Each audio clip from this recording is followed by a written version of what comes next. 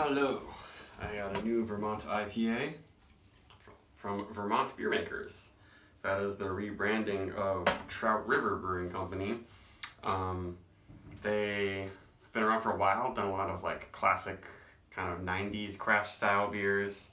Their Rainbow Red Ale was pretty well known, I guess, but now they're updating things and you kind of have to keep up with the hot trends of Vermont breweries, I guess. This is Verd, or Verd. I guess this is their like flagship IPA, but it's only 5.2% alcohol, which is kind of cool. And it says they use 3 hop varieties. Online, on their website, they mentioned Southern Cross and Amarillo.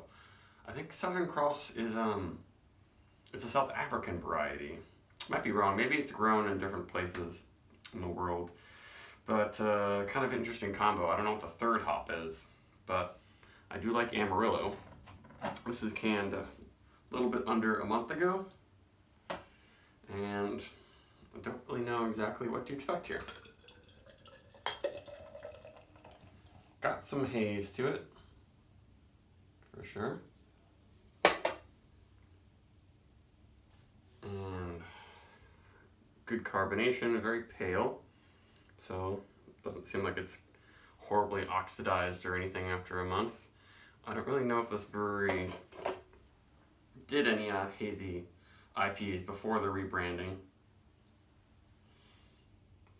It's I can see some good shadow of my finger through there, but it is definitely hazy. Yep, hazier than Alchemist IPAs for sure, except for maybe like some one-offs.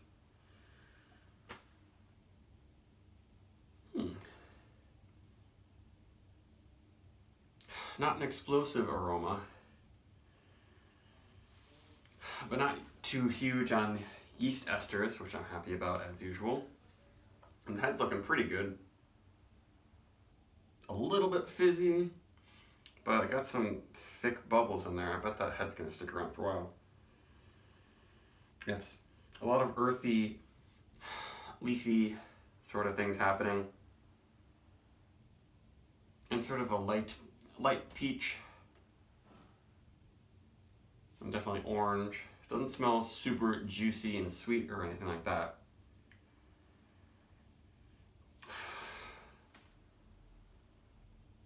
But I poured a little hard. The aroma is probably struggling to get through that head.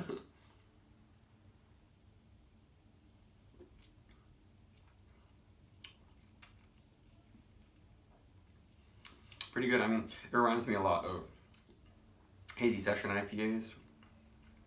Very, very, very low in bitterness. And pretty light bodied.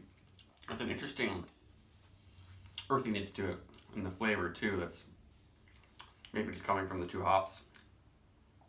It's a little woodsy, actually, I would say,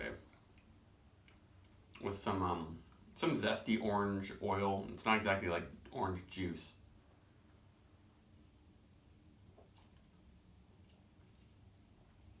The body is pretty soft for how light it is, and it's not too spritzy, which I was a little worried about because the carbonation is definitely popping in there to keep that head. I can't really see it though, it's a little too hazy. And this glass also, the Sam Smith glass here, has this insane agitator in that shape on the bottom that also tends to keep a nice big head on top.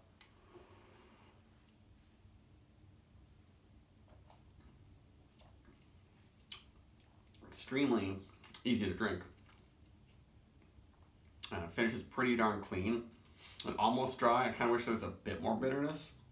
And lingers with this like kind of leafy, earthy, woody quality that's orangey. It's a pretty simple beer. Calling it an IPA is a little bit weird to me. But these days an IPA can mean basically anything, any hop forward beer. But it looks really nice. It just doesn't give you a big pop of flavor. I guess that's what an IPA is expected to do. It doesn't have much bitterness at all. Maybe when it was like ultra fresh, it would have been a little bit more intense. But not bad. Yeah, I wish it were a little bit fruitier too. Because it's very hot pellety, I guess. They haven't been able to coax out all of those fruity, juicy qualities that you can get from hops in the brewing process to take them kind of beyond just that hop bag.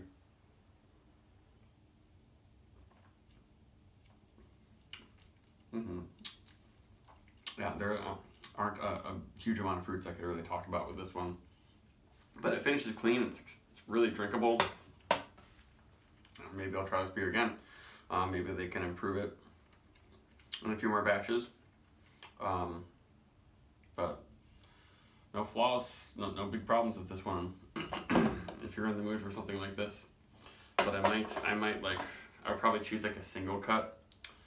They're 18 watt session IPA over this one. They're kind of similar. But that one is usually actually a little bit cheaper than this. Be interesting to try them side by side.